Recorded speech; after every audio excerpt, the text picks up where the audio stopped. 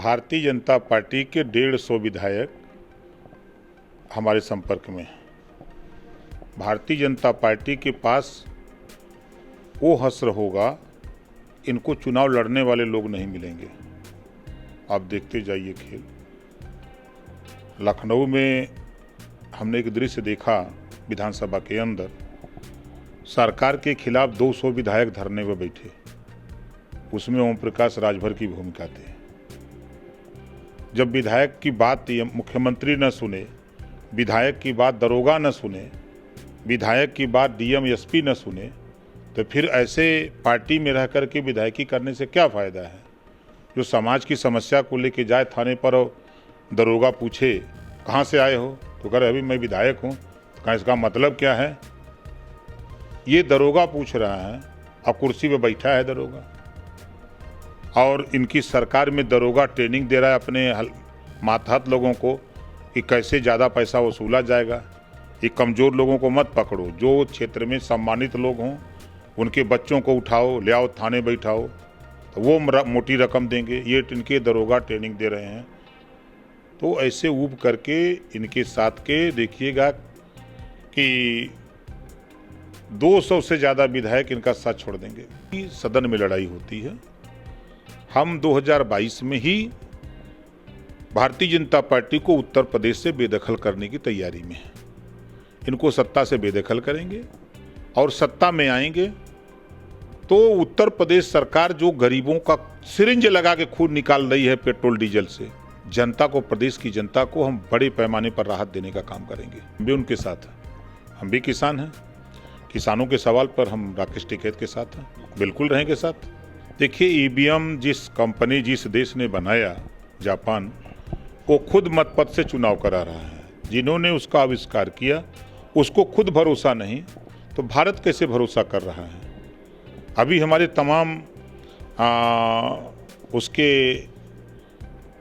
Machine के या computer के माहिर लोग दिखा दिए कि इसमें फर्जीवाड़ा हुआ सकता है, होता है। चुनाव आयोग जो उस समय का था और हटने के बाद वो भी बयान दिया। तो मतपत्र से चुनाव होना चाहिए। कुछ डीएम लोग हैं, सब नहीं हैं, कुछ डीएम हैं जो जनता का ना होकर के वो सत्ता के इर्द गिर्द घूमते हैं। ऐसे लोगों को सरकारें तो आती रहेंगी, जाती रहेंगी, और आप आईएएस रहोगे और आपकी नियुक्ति जनता के लिए है, ना कि किसी नेता के लिए।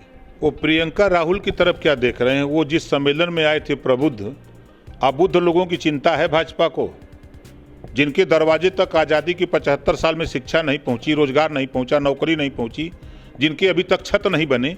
क्या उनकी चिंता है इन लोगों को, भाजपा के लोगों को। ये प्रबुद्ध प्रबुद्ध चिल्लाते हैं। हम कहते हैं अबुद्ध लोगों का हाल होगा, उनके विषय में कौन सोचेगा। उनकी लड़ाई अकेले ओम प्रकाश राजभर लड़ रहा है। इसी नाते हम मोर्चा बनाए हुए हैं कि जो वंचित समाज है, ब्राह्मण भी गरीब, राजपूत भी गरीब, यादव भी गरीब, जितने भी गरीब कमजोर लोग हैं किसी जाति के हों, ये सारे जातियों को गोलबंदी करके वंचित समाज को इकट्ठा करके हम उत्तर प्रदेश में दिखाना चाहते हैं कि तुम लोग जुमला मत बोलो।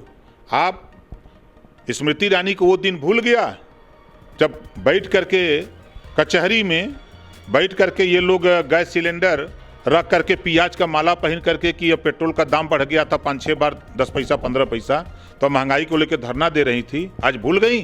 कहाँ गई वो चूड़ी इनकी जो प्रधानमंत्री को भेंट करती थी। अगर वो वास्तव में नेता हैं, स्मृति ईरानी हैं ईमानदार, वो चूड़ी जरा प्रधानमंत्री को भेंट कर दें, मोदी जी को। हिम्मत है उनके। आपके माध्यम से मैं कहता हूं, जो आपने मनमोहन जी को चूड़ी भेज रही थी महंगाई पर, आज गैस सिलेंडर 400 से 900 गया, 407 चूड़ी भेज रही थी। पेट्रोल जो है 60 रुपया से गया 100 रुपया, 100 पार। सरसों का तेल 50 रुपया से गया 200 पार। इस पे चूड़ी किसको देंगे, दे रही हैं। चूड़ी पहन ली खुद। ये सवाल आपको करना चाहिए था उस दिन। ये राजभर का सवाल है। बताओ कि महंगाई पे चूड़ी तुम्हारी कहाँ गई। चूड़ी दोगी प्रधानमंत्री को, फिर मिलती है तो उससे पूछिएगा। ये राजभर पूछ रहे थे वो जो चूड़ी प्रधानमंत्री को भेंट की जा रही थी महंगाई पर, महंगाई आसमान छू गई है, क्या ये चूड़ी मोदी जी को भेंट करोगी? सही कहा है, भगवान राम को ठग लिया। 7:15 बजे एक जमीन खरीदी जाती है 2 करोड़ में, और यही भाजपा भारतीय जनता पार्टी के ठग लोग 5 मिनट बाद उसको बेच देते हैं 18 करोड़ में। ठग लिया 16 करोड़। 50 लाख की जमीन 2 करोड़ में बेच देते हैं 10 मिनट में। भगवान राम के नाम पे कई बार तो उजागर आप ही लोगों ने किया चैनलों पर कि मंदिर के नाम पे चंदे आए, घोटाले हो गए। तो ये ठग लोग तो ये हैं, जनता को ठग लिया। युवाओं का 69,000 शिक्षक भर्ती को देखिए ठग लिया। 1700 थाने हैं, सबका साथ, सबका विकास, सबका विश्वास। कहाँ गया बंजारा, कहाँ गया बहेलिया, कहाँ गया कबंसी, यारा खंगार, कहाँ गया पाल प्रजापति, बिंद के वट मल्ला निषाद धोबी दरकार पासी कटिक हिला कुजला, कहाँ गया वो गुण, कहाँ गया ये बनवासी, कहाँ चला गया, कहाँ गया लोहार का, इसकी हिस्सेदारी कहाँ गई? 1700 थाने में है रिपोर्ट कार्ड में औकात मोदी जी की, दिखा दे कि हमने इसमें हिस्सेदारी दिया है। 884 पिछड़ों का हिस्सा होता है, हिम्मत इनकी दिखा दे। रिपोर्ट कार्ड जलाना पड़ेगा इनको। 12 बजे रात हाथरस में दलित की बेटी के साथ बलात्कार होता, अपराधियों के साथ ये सरकार खड़ी होती है, तो ठग नहीं है? ठग जाने ठग ही की भाषा, ये भाजपाई लोग हैं भैया। अभी कल 2 दल चंद्रशेखर जी की हरी झंडी मिल गई। मुकेश साहनी से हमारी मुलाकात, उन्होंने अक्टूबर में कहा है कि हम आपके साथ आएंगे। हमारे साथ तो प्रेमचंद प्रजापति नहीं टूटे, जिनकी घोषणा हमने किया है। बाबू रामपाल की तो घोषणा हमने किया है, रामसागर बिंद की, अनिल चौहान की, केशरा पटेल की, बाबू सिंह कुशवाहा की, ओवैसी की। बड़े नाम है वो तो, कौन बड़े नाम है? देखिए हमारा प्रयास नहीं, हमारा आज भी प्रयास है कि जो भी लोग यहाँ चुनाव लड़ना चाहते हैं वो भागीदारी संकल्प मोर्चा के साथ मिले। अब न लोग आवे तो उसमें मोर्चा का थोड़ा दोष है। मोर्चा में जो जिनकी घोषणा हो चुकी है वो 1 इंच भी इधर उधर नहीं है, सब लोग साथ हैं। नहीं, मोर्चा में उनकी घोषणा नहीं हुई है। प्रयास जारी है, आज भी प्रयास जारी है। हम तब तक प्रयास करेंगे। एक दोहा हमने सीखा है किसी शायर से कि कौन कहता है चलनी में पानी नहीं रुकता, बर्फ जमने तक आस लगाए रहिए।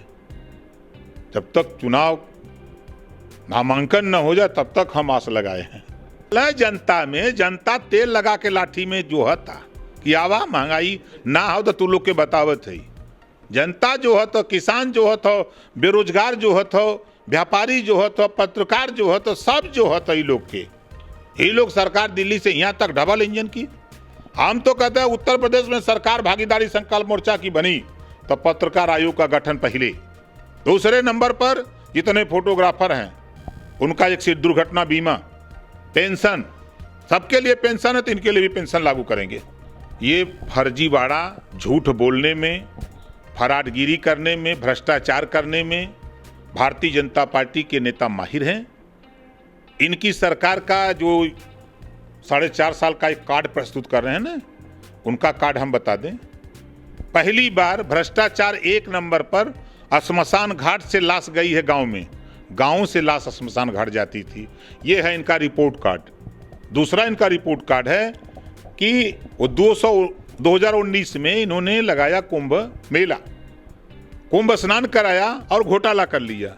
कई की रिपोर्ट आ गई, करोड़ों रुपए का घोटाला, मोपेड और मोटरसाइकिल का नंबर ट्रैक्टर का दिखा करके मिट्टी की ढुलाई, मशीनें खरीदी गई, वहां सफाई के लिए आई नहीं, पेमेंट हो गया। कई की रिपोर्ट आ गई। अगर ये ईमानदार है तो इनके रिपोर्ट कार्ड में आना चाहिए कि हमने घोटाला किया है, हमने करवाया है, घोटाला किया है, ये पेश करेंगे। हिम्मत है इनको महंगाई उसमें डाल दें, कहते महंगाई नहीं है, चलें हमारे संग है कहीं गांव में लौटा दें हैं गंगुआ वाले भाजपा वालन के। अब जो हमारे यहाँ आ जाएंगे तब नाम बताएंगे, अभी बता देंगे तो उनको दिक्कत होगी ना। नहीं, वो तैयार हैं, हम अभी रोके हैं। वो तैयार हैं पार्टी ज्वाइन करने के लिए, हम लोग रोके हैं कि अभी रुको, पहले वो ज्वाइन हो उसके बाद बताएंगे ना। देखिए, सबसे पहले तो भारतीय समाज पार्टी ने शुरू किया उत्तर प्रदेश में। हम लोग आज लगभग 10 साल से इस बात को कर रहे हैं, लेकिन हम लोग की आवाज़ कोई नहीं सुनता था।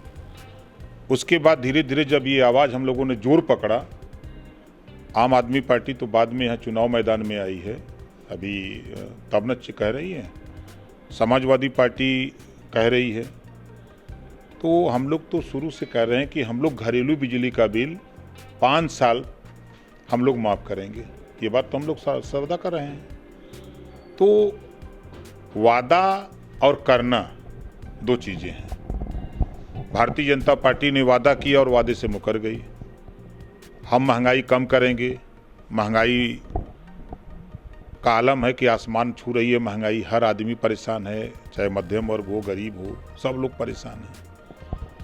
युवाओं को रोजगार देने का वादा इन्होंने किया, 2 करोड़ नौजवानों को रोजगार देंगे, वो भी बेकार हो गया। इनका जुमला निकला। 15 लाख का अमित शाह ने खुल के कहा कि हम लोगों ने वोट लेने के लिए जुमला हम लोग बोलते हैं। नहीं, हम तो शुरू से कह रहे हैं कि जब हमारे देश के प्रधानमंत्री सर्वे सर्वा हैं, बिना बगैर कोई आयोग, न कोई जांच, न कोई कमेटी, उन्होंने 72 घंटे में गरीब सवर्ण को 10% आरक्षण दे दिया। तो जीएसटी लागू करने के लिए हमारे देश के प्रधानमंत्री ने कहा कि हम जीएसटी लागू करेंगे। पूरा देश स्वागत किया उनका कि जीएसटी लागू करेंगे। तो जीएसटी लागू किया तो फिर पेट्रोल डीजल को छोड़ क्यों दिया? मालिक तो वो है ना, पूछ किससे रहे हैं? ये सिर्फ जनता का ध्यान भटकाने के लिए आज प्रधानमंत्री घोषणा कर दें कि जीएसटी, पेट्रोल डीजल पे जीएसटी लागू, तो वित्त मंत्री की औकात है रोकने की? जब इन लोगों से पूछा जाए तब ना। वो तो खुद बीजेपी के लोग नहीं चाहते हैं, तो ये लोग क्या करेंगे?